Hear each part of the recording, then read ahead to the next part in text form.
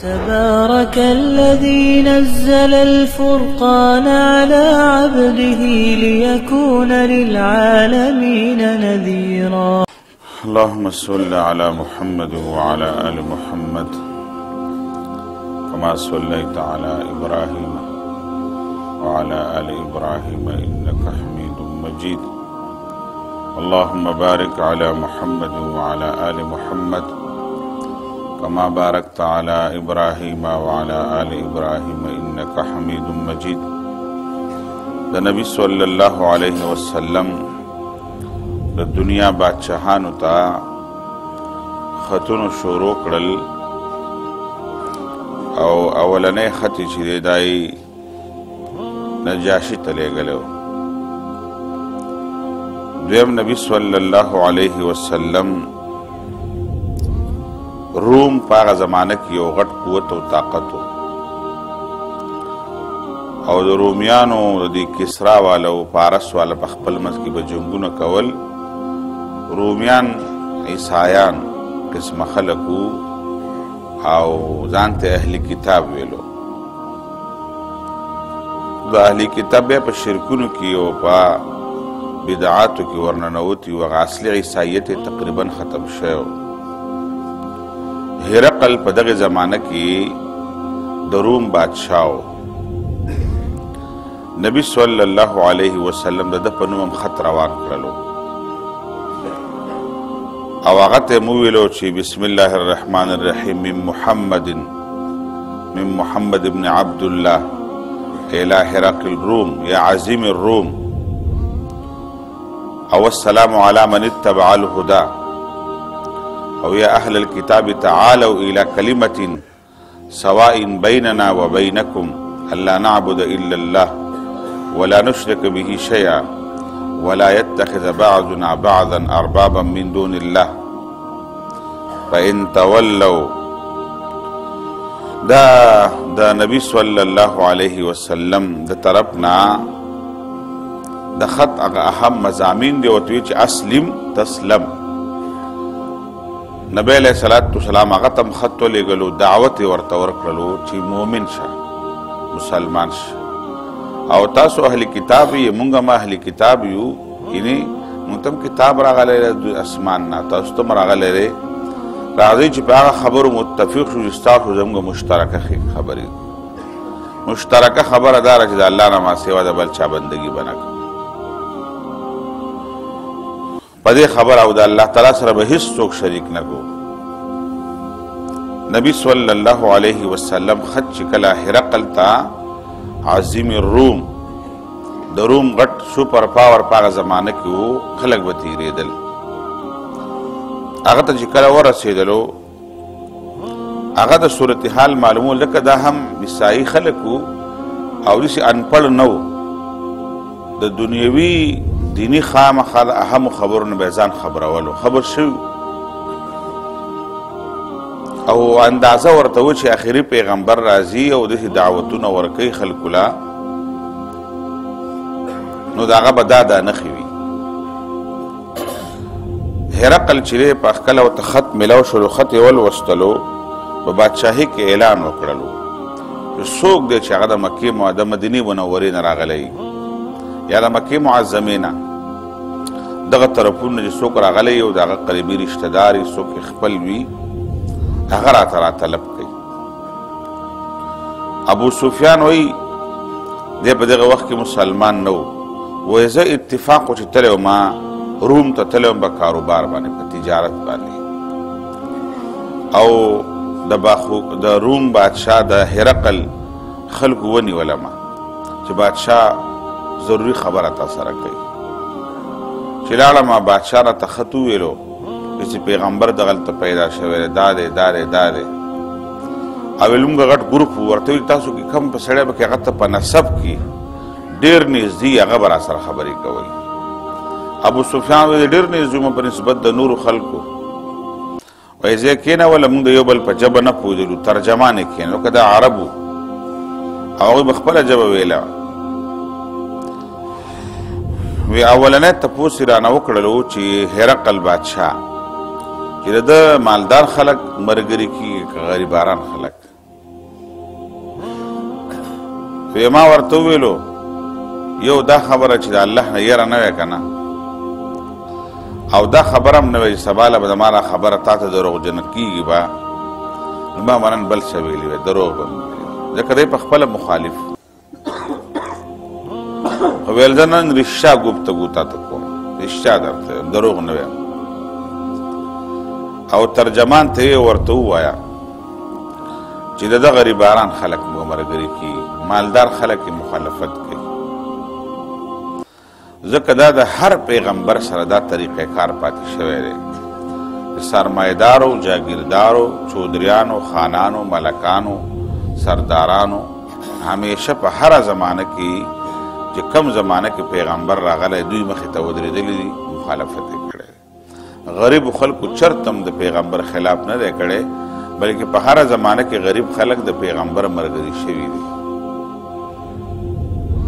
د نبی صلی الله علیه وسلم سره بلال غوندې غلام ملګری شوی په زنځیرونو کې تړلی شوی وهلی شوی د حبشو نه راتلونکی فرد غلامۍ زندګۍ سره مخامخ د بلال غوندې کمزوری غریب د صهیب غوندې غریب مسلمان او د عمار غوندې غریباران د یاسر غوندې غریباران د سمیه غوندې غریباران غریب خلک کم غلامان خلک کمزوري خلک د نبی صلی الله علیه وسلم په اولنی حالاتو کې ملګري شوي دي ویل غریب خلک یې ملګري کېږي مالدار خلک وله ډېر نه راځي او دویم تپوس یې د وکړو چې ملګري کمیږي که زیاتېږي ابو سفیان ورته ویلو چې ملګري سیوا کېږي کمیږي نه چې څوک یې ملګری شي که نه هغه ته بیا اوړي نه دا معلومات د هغوی په آسماني کتابونو کې هم او هغوی علماو ورته ویلو د هغوی چې کوم راهبان وو که نه راهبان دا خلک پوهه کړي وو ویل چې ملګري ورځ ته ورځ سیوا کېږي په ملګرو کې کموالی نه راځي بهرحال د دوی په خپل منځ کې ګفتګو شوې ده او د هرقل بادشاه ځان په دې خبره پوهه کړی دی او اندازه ورته شوې ده چې آخري پیغمبر دی اندازه ورته وه او په هغه زمانه کې دا مذهبي تعصب ډېر سیوا و او د مذهبي تعصب په وجه باندې چې کله انسان کې تعصب وي که نه د هغه د عقل او د سمج سترګې ړندې وي هغه چې ته څومره هم پوهه کوې هغه به نه پوهېږي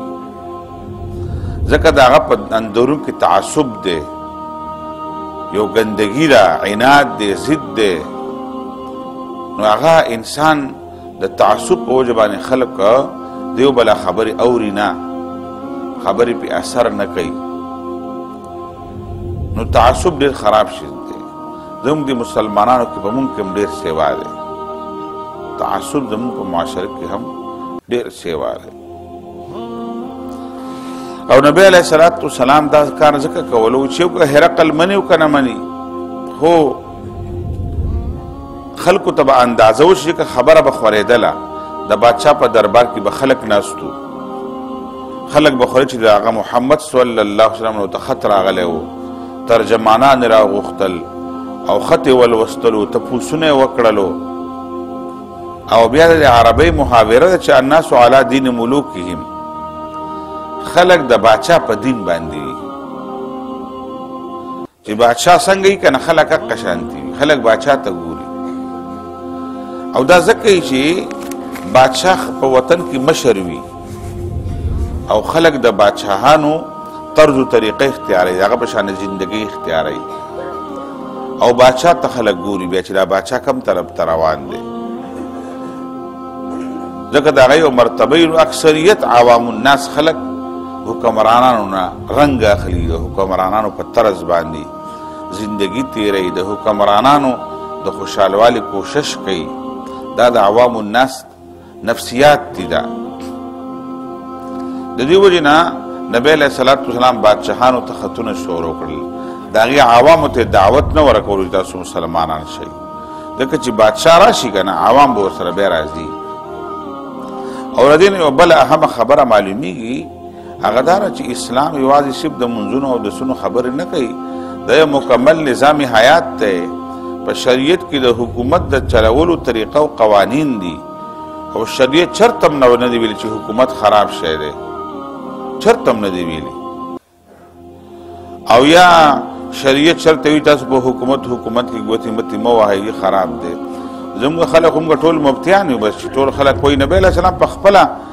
د اسلامي ریاست مشر پاتې شوی دی او عمر فاروق حکمران پاتې شوی دی، ابوبکر صدیق حکمران پاتې شوی دی، غټ غټ صحابه وو چې حکومت کول غلط کار بیا صحابه ولې کړی دی. 13 کاله اسلامي حکومت چلیدلی دی. عمر ابن عبدالعزیز رحمه الله حکومت کړی دی، سلیمان علیہ السلام حکومت کړی دی، یوسف علیہ السلام حکومت کړی دی، داود علیہ السلام حکومت کړی دی. پیغمبرانو حکومتونه کړي دي، بلکې سلیمان علیہ السلام د حکومت دپاره دعا کړې ده چې رب هب لي ملکا لا ينبغي لاحد من بعدي، الله ما دې حکومت راکړي زمانه پس بل چاته نه وي. زمونږ په معاشره کې بې دین خلکو، سیکولر خلکو او چې کم خلک ساده شان خلک دي هغه دین او دنیا ځان نه کړې ده. د دې وجې نه علامه اقبال ویلی دي چې جدا ہو دین سیاست سے تو رہ چاہتی ہے چنگیزی، چې کله دنیا ځان لکه او دین ځان لکه بیا په دنیا کې ظلم نظام وي، بیا چنگیزی نظام وي، د ظلم نظام وي. بیا ته ویله که په جماعت کې مونځ اودس کوو، ذکر فکر به کوو، او بهر چې د کافر حکومت دی، که د فساق دی، که د سودخورو دی، که د غلو دی، او چې هر څه خلک به خاک کوم به حکومت کې کار نه لرو، ولې حکومت کول ګناه ده. دا خبره د ناپوهتیا او دا ناپوهتیا را نه پوهېږو په دین باندې. نبی علیه الصلاة والسلام بادشاهانو ته خطونه لېږلي دې لپاره دي چې بادشاهان زیات مؤثر دي د خلکو په ایمان راوړو کې. چې بادشاه مسلمان شي تقریبا ټول خلک ورسره مسلمانېږي. نو دعوت ډېره لنډه لار دقه چې د علاقې مشر وډیرا چودري خان ملک دې ته انسان ورسېږي. ها د غریبو خلکو په خپل ځای یو اهمیت دی. د نبی علیه السلام سره غریب خلک په اولني حالاتو کې ملګري شوي دي. خدا په دغه 19 کاله کې د نبی علیه السلام سره په حدیبیه کې دغه 3,000 کسانو تقریبا ټوټل په 19 کاله کې د نبی علیه السلام سره دقه اتل 3,000 کسان مسلمانان. او بیا چې د حدیبیه وشوله او مکې معظمې فتح در هیر کړ 10,000 مسلمانانو، ځکه د مسلمانانو غلبه راغله، کامیابي راغله، یو مدني ریاست جوړ شولو، 10,000 ته ورسېدل. او چې نبی علیه السلام تللو 1,40,000 مسلمانان د نبی صلی الله علیه وسلم سره. دومره لوی دغه دا ځینې خبرې ځکه کوم اگر چې خلک پرې خفه کېږي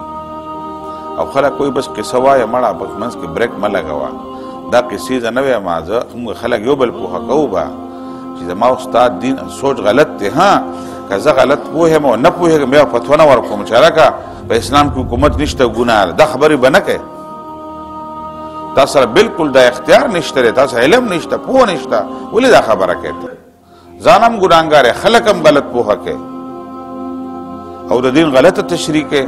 او د دین یو مسخ شده تصویر خلکو ته پیش کوې. دا خبره غلطه ده. ته به اول قرآن او حدیث زده کوې، اول به ځان د اسلام او د دین نه خبره کوې، بیا په دلیل خبره وکړه چې تا سره څه ثبوت دی، حدیث پیش کوې که آیات پیش کوې. زه خو د قرآن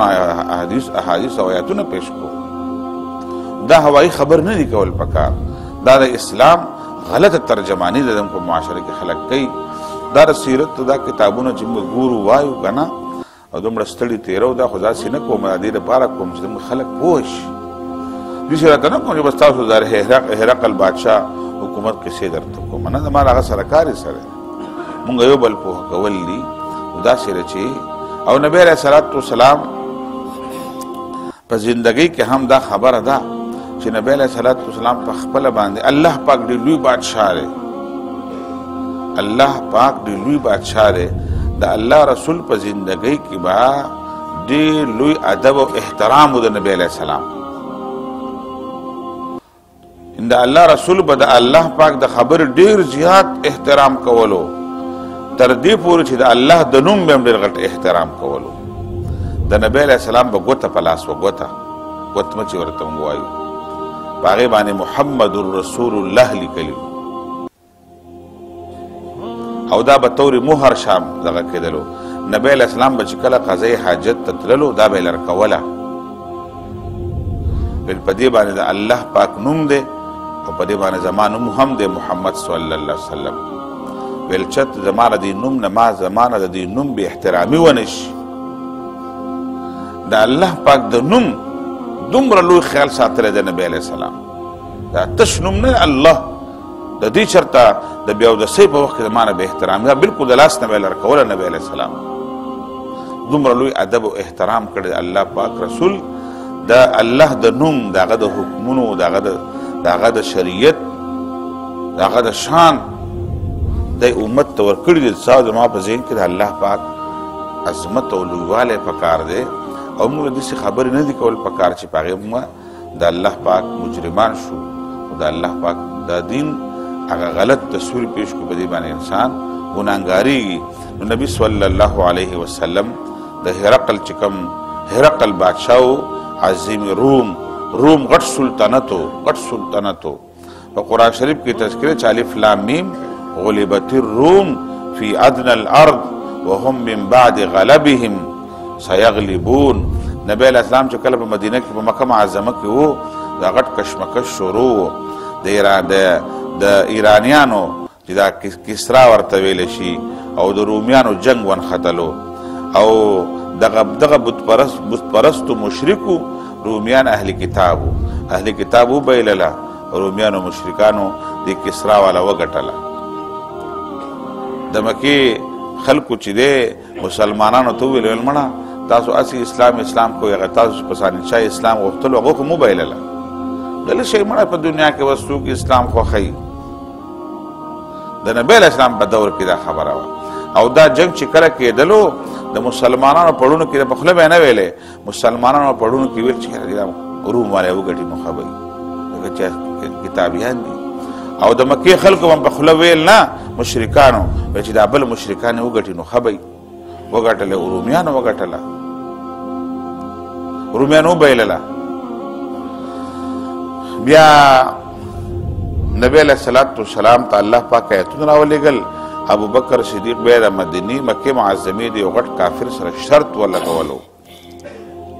چې رومیان به الله پاک بیا غالب کوي. سل اوښانو شرط بیت واغستل، رومیان بیا د بدر په کال باندې غالب شولو. دا د مسلمانانو هغه دنیوي سیاسي حالات زندگی چې شریعتو د هغې باقاعده تذکره کړې ده، د قرآن آیتونه دي په هغې باندې او موږ لره په دې خپلو خبرو کې او په خپلو رویو کې موږ احتیاط پکار دی چې موږ داسې ونه وایو چې هلکې چوکۍ موکۍ پکې نشته، حکومت پکې نشته دی او سیاست پکې نشته دی او موږ حکومت نه غواړو، موږ حکومت نه کوو، موږ ته څه کوي الواخوره ډوډۍ خوري. استاد دا خبر نه او په استاد خو بالکل پابندي ده چې استاد به بالکل زه د دې وجې نه ډېرو خلکو بدې شم زما ته پته ده او زه خبره کوم خبره به کوو